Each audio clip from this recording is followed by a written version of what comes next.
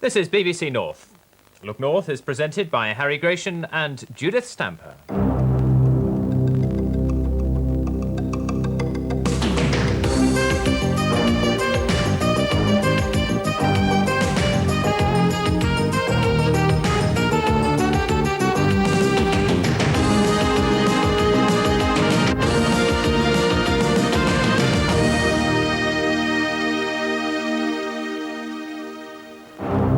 Calls for Home Office action following the latest Yorkshire prison breakout. The battered face of a Bradford assault victim. Police appeal for your help. And the Huddersfield woman whose army career has really taken off.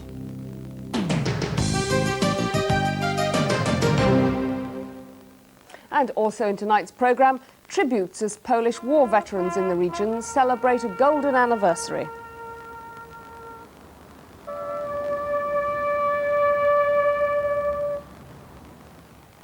In sport, Featherstone Rovers continue their climb up the table in spectacular style. And the Leeds band, the Utah Saints, sample the success of their first hit record.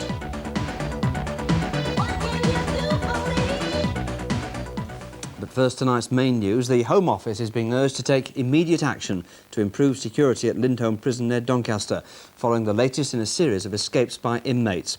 5 prisoners went on the run at the weekend. 2 of them uprooting goalposts on the soccer pitch to climb over the perimeter fence to freedom. Recent rioting at the prison and the number of escapes have fuelled fears among people living nearby that they might be in danger. David Hurst reports. The Lindholm riot 5 weeks ago raised serious questions about the type of prisoner detained there. Although the jail is regarded as low category, it took staff several hours to quell the violence and take control. A series of escapes before and since the riot has done little to ease the fears of local people. 2 of the prisoners made their getaway in a Mercedes horsebox van they stole from a farm nearby. It was later found abandoned. It's left some isolated families feeling more vulnerable than others. This sort of incident is really becoming unbearable because it's been on for so long, 3 years in fact, and so continuous, and we are very wearied with the whole situation. Prison officials at Lindholm refute allegations by the Prison Officers Association that poor staffing levels are to blame. They say that the prisoners who escaped at the weekend are not dangerous.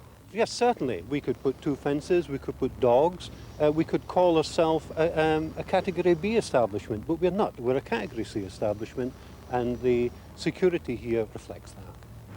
But some people remain unconvinced that the local community is safe at all times. They say more should be done to improve security. If the people that's murdered or raped, do they change it because they've been in here and they've had a long time and they change, they won't do it again? I don't think so. Prisoners are escaping, it's not good enough, and indeed, clearly we must address our attention to that. Council officials are to write to the Home Office to increase the pressure for action to stop the breakouts. Until then, they say it's only natural that local communities will continue to feel under threat. West Yorkshire Fire Authority has appealed to the Fire Service Minister to help solve its financial crisis. This year, the authority's budget has been reduced by £8 million, which has led to a series of cuts throughout the county. But today, on a visit to West Yorkshire's fire headquarters, the Minister said that no extra cash was available. Phil Connell reports. West Yorkshire's fire service is in the grips of a growing financial crisis. As the authority strives to balance the books, cuts of nearly £2 million have been made since April. Several appliances have been withdrawn from service, and a freeze on recruitment has been imposed. By March next year, the service will have lost 120 firefighting jobs. This year we've had to mothball 6 non-life-saving specials because we were £3 million short in budget. It looks as though next year we're going to have to do the same sort of exercise once again. The fire service in West Yorkshire should be a first-class service. It has been in the past. At the moment and in the future it looks as though it could be a second-class service. As the crisis deepens, the Fire Service Minister today travelled to West Yorkshire to meet authority members.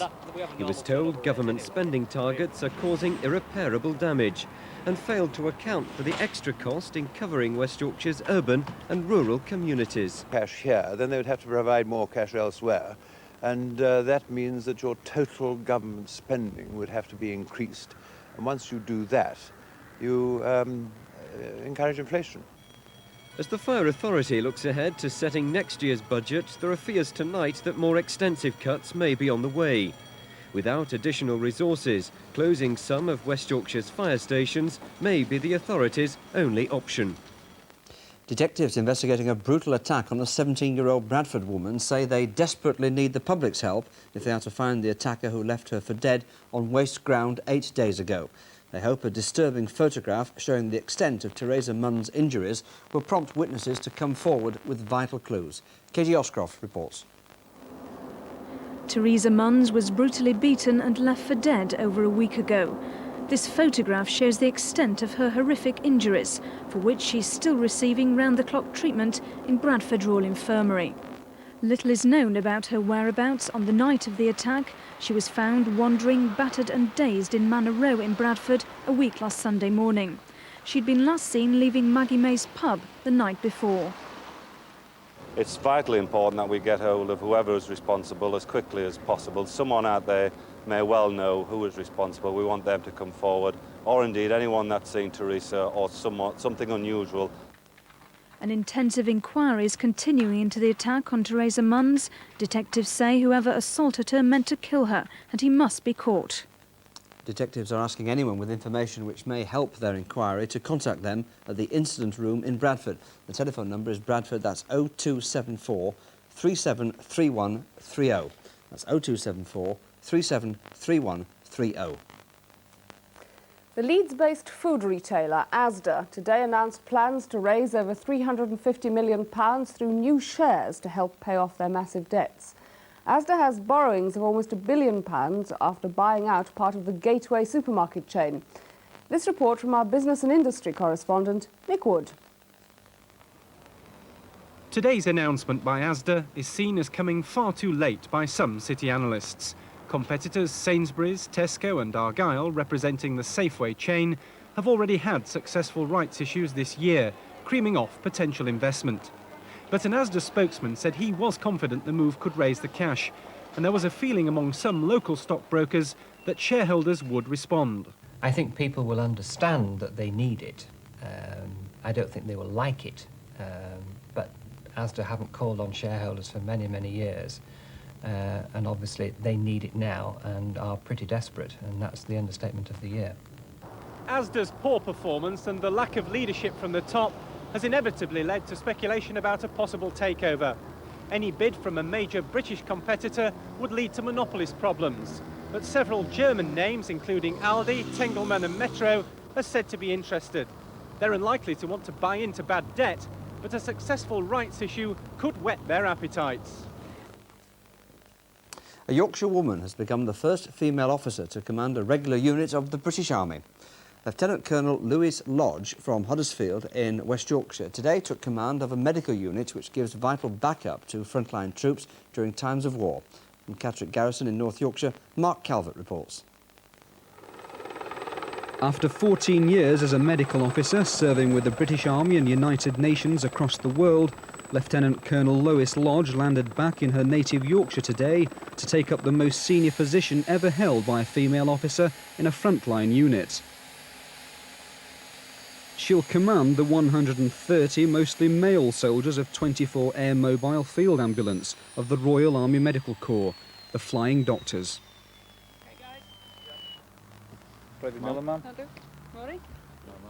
Much of any new commanding officer's time will be spent getting to know the soldiers, but a woman in charge of men in a male-dominated world faces additional challenges. In some ways I'm in a no-win situation in that any officer coming into command can make a good, bad or indifferent job of it. If I make a bad job of it, it will be because I'm a woman. If I make a good job, it won't be because I'm a woman. So I feel a responsibility there. could have it under your arm as you climbed out, could you, or something? That would be better, wouldn't it? Yeah, we want the climbing out. So On the We've got a black Yes. line across her face. A bit daunting, but I'm sure when the press go, it'll settle down and start being fun. But the role of her unit is deadly serious. For 6 months, it staffed field hospitals in the Gulf, treating Allied and Iraqi soldiers in a situation where she would have to be judged, first and foremost, on her medical abilities. Well, of course, the reaction from the boys will initially be cautious, as you would expect. But they will very soon realise that the commanding officer appointment is a sort of personality-driven thing, and she will get very easily on her personality and on her professionalism, because she's been extremely well prepared for the job. It's a sign of the times that the army has to change the same as everybody else does. I believe they do just as good a job as any soldier in the army does, basically. I'll be very privileged to serve under her. The army is keen to present its changing face, but Colonel Lodge's appointment certainly doesn't signal any positive discrimination in favour of women, rather an affirmation that to rise through the ranks you've got to be, quite simply, the best person for the job. Yorkshire Regional Health Authority has announced that it's suspended one of the consultants at the Dewsbury District General Hospital. A recent report criticised the hospital's surgical services and recommended that 2 of the consultants should be sent on a 1-year refresher course. The Health Authority says the suspension of Philip Lydon follows a failure to agree on the terms of the 1-year sabbatical. A man has appeared in court in Worksop charged with the rape of an 11-year-old girl in Clumber Park in North Nottinghamshire last month. 22-year-old Christopher Pornett was remanded in custody. A minor, Neville Lee, had earlier been charged with the offence, but the charge was dropped after a review of the case. A police officer from Doncaster has been committed for trial at Crown Court accused of reckless driving. PC Dick Wheeler was charged following an accident last year in which a motorcyclist and his passenger died. Mike McCarthy reports. It's alleged that PC Wheeler pursued the motorcyclist and his passenger over more than 6 miles at an average speed of 114 miles an hour. At Doncaster Magistrates' Court today, it was argued that because of the speeds PC Wheeler reached in his patrol car, he should be tried on a charge of reckless driving.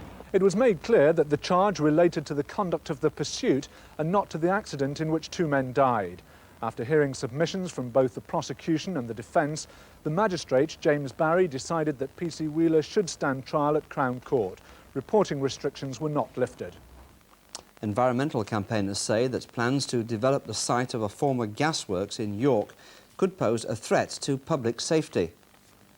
At the moment, the site at Hewith Green is a car park, but York City Council wants to sell it for industrial development. Friends of the Earth say the land is heavily contaminated, and they've refuted claims by both the council and British Gas that the land can be reclaimed.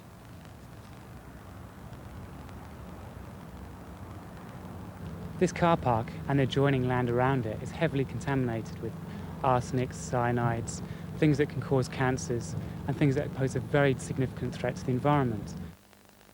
British Rail says it's begun moving a cargo of toxic waste stranded at a Leeds railway siding for more than 2 years. 3 containers of the waste, which originated from the United States, have been removed from Stourton Rail Freight Depot. BR says the remaining substances will be removed and incinerated by the 20th of October. Chairing the Labour conference is an intimidating experience for anyone, but for a man who's blind, it's particularly difficult. Conference, could I call conference to order for this afternoon? And first of all, I'm calling Bill Morris, Chairman of the Conference Arrangements Committee, for an additional item this afternoon. The practical problems are immense. David Blunkett's expected to crack the whip over the 1,500 delegates without being able to see them. Before each session, he's being helped by one of a number of assistants who talk him through the agenda and by a special set of braille equipment which tells him who's due to speak and in which order. I use a lot of cassettes. I spend a lot of time on trains, buses and even in taxis actually catching up with things. And sometimes just having things read over and using my memory. So I have to use a combination of those. And I think most politicians at some time or other will admit that they also work by the seat of their pants as well as by preparation, and I'm no different to anyone else. The Brightside MP has risen quickly through the ranks of the Labour Party, becoming its local government spokesman and one of the most popular members of its ruling national executive. He says he's earned the respect of his colleagues and is well aware of the problems that he faces. I've got offer, but he's not going to be a lot of use. And the one thing I can't use is either the fact that I can't see or the guide dog. I'm afraid I'm on my own as far as chairing the conference is concerned. I've just got to do the best I can. David Blunkett is set to become party chair in 2 years' time. But Labour is keen to stress it doesn't patronise him because of his blindness. They say he's earned his position purely on merit and can expect as much flack as anyone else. And within the last hour, David Blunkett has been re-elected to Labour's National Executive. He topped the poll. 2 other local MPs have also been appointed to the party's governing body. The Chesterfield MP Tony Benn hung on to his seat despite a reduced vote, while Dennis Skinner, the MP for Bolsover, was also re-elected.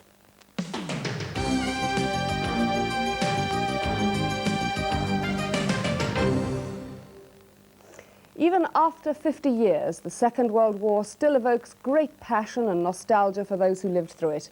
In Leeds yesterday, a truly international event was held which turned the clock back for one group of people, those who spent the war away from their own country. The city was chosen to host the 50th anniversary of the formation of the Polish paratroopers in exile during the Second World War. A strictly one-off event, it brought back vivid memories for the Polish community of those dark wartime days when all they dreamed of was liberating their country from the occupying German forces. Our community affairs correspondent John Cundy was there to witness how the Polish veterans and their families marked a very special day. They came in their hundreds to Leeds from all around the world to honour and remember those colleagues who died and to meet again some of those who survived. More than 2,000 Poles, driven from their country by Hitler's army, had made their way to Britain by 1941 when the first Polish independent parachute brigade group was formed. 3 years later, they were dropped into Holland to take part in the Battle of Arnhem to aid the British troops on the Rhine. Their toll, 95 dead, 300 wounded, 100 captured. Representatives of our region's 10,000-strong Polish community were among those who took part in the anniversary service at the Leeds Polish Church. Before and after the formal commemorations, it was time for old soldiers to exchange their memories of Arnhem in 1944, a mission not entirely accomplished. It was not successful from the beginning. The weather is very bad this time. The Germans been very, very strong in Arnhem. So somehow they knew before we landed, weeks before we landed in there. It means that the action's been somehow spied by somebody, because they told us that they've been waiting for us for weeks. The anniversary of the paratroopers' formation hasn't been marked before and it won't be again. So it was time for the Polish community to remember not just the 95 paratroopers who died, but the 6 million Poles in all who perished in the war. Well, they're fading away, but they're still in our memory, very much so. Well, the top sporting performance of the weekend probably belonged to Sheffield Wednesday, who drew 1-1 at Liverpool. Leeds also picked up a point, drawing 2-2 away against Norwich. Leeds stays second in the First Division table behind runaway leaders so far, Manchester United. Sheffield Wednesday are in 4th place on 17 points. Bradford City's emphatic 3-0 victory over Shrewsbury on Saturday leaves them 6th place in Division 3. Huddersfield are in 5th spot on 16 points. In the 4th Division, Mansfield are 5th on 17 points after beating Halifax 3-1 on Friday night. Well, meanwhile, in Rugby League, one of the surprise packages so far this season has been Featherstone Rovers. Yesterday, Peter Fox's side beat West Yorkshire rivals Bradford Northern at Post Office Road. Damien Johnson reports. Bradford Northern had held an early 4-2 advantage against a depleted Featherstone side before Derek Fox fed Tim Sharp to give the home team the lead. Fox obliged with the goal and Featherstone were on their way. The mazy run from winger Ikram Butt opened the way for young second-row forward Andy Fisher to score their second on 37 minutes. Fox again did the honours with the kick. But Northern weren't out of it. Player coach David Hobbs is the link man to Anderson and Shelford. He feeds Deo Powell and the teenage winger gives a new meaning to scoring under the posts. Northern still in it at half-time at 14-8, but then the turning point.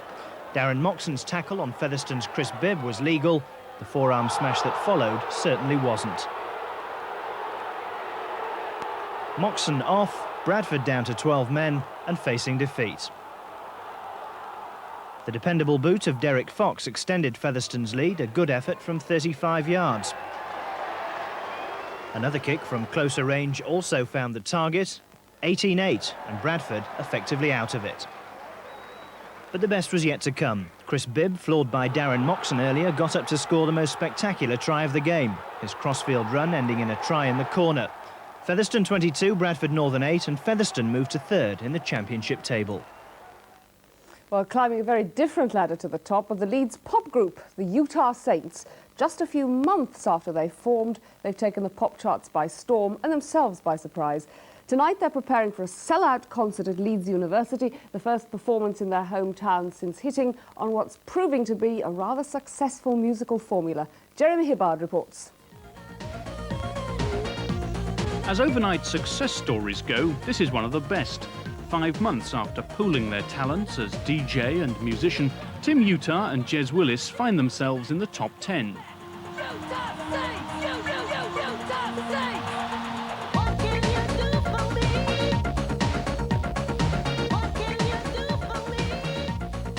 We put up money half each, and we went basically 50-50 on everything. And it was a complete gamble. I mean, we thought if we were lucky we'd sell a couple of thousand and double our money, and then we go on and do the next one and build it up like that. So we thought we'd sell 2,000 or 3,000. It's actually to date done 142,000. So.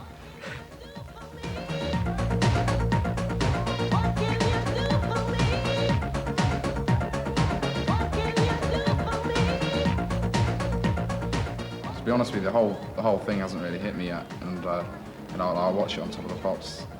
I still can't really believe it. It's a really strange experience, but actually I'm more nervous when we go out and play, you know, in a big gig with like 2,000 people. I was more nervous doing that than, you know, doing Top of the Pops like with cameras in front of me. But the pair are no strangers to the crowds. Their resident DJ spots at a Leeds nightclub always guarantee a full house. They also provide the inspiration for the Utah Saints music. The key to it is sampling, lifting bits of other people's songs and mixing them into their own.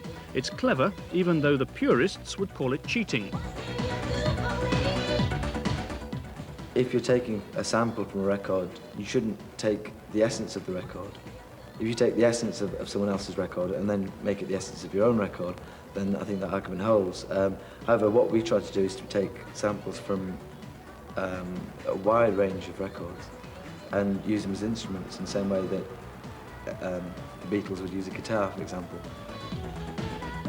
It's also expensive. A percentage of the royalties from the record have to go back to the original artists. Tim and Jez aren't too bothered, as long as they've got enough money for their next record. In the meantime, they're happy to be sampling the sweet taste of success.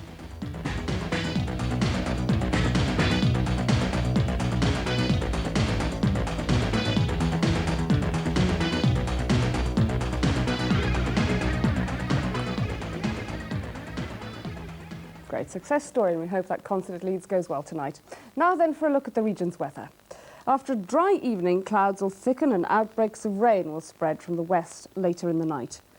Southwesterly winds, light at first, will veer westerly later and freshen. Lowest temperatures around 9 degrees Celsius, that's 48 Fahrenheit. Now tomorrow will be a windy day with bright intervals and a scattering of light showers. Temperatures will rise to a maximum of 15 degrees Celsius, 59 Fahrenheit. In fact, we've just heard from Sheffield that Harold Bomber Graham's middleweight title defence tomorrow night in Sheffield has been cancelled because he can't find anyone to fight. That's as far as we go this evening. Your late news will be at 9:28. Enjoy the rest of your evening from Judith and me. Good night.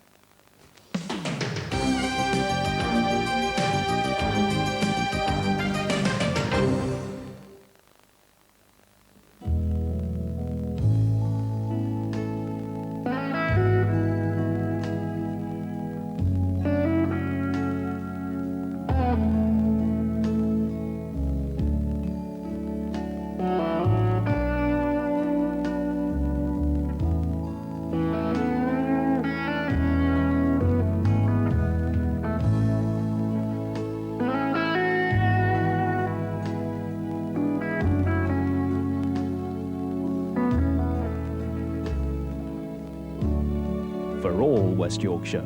BBC Radio Leeds.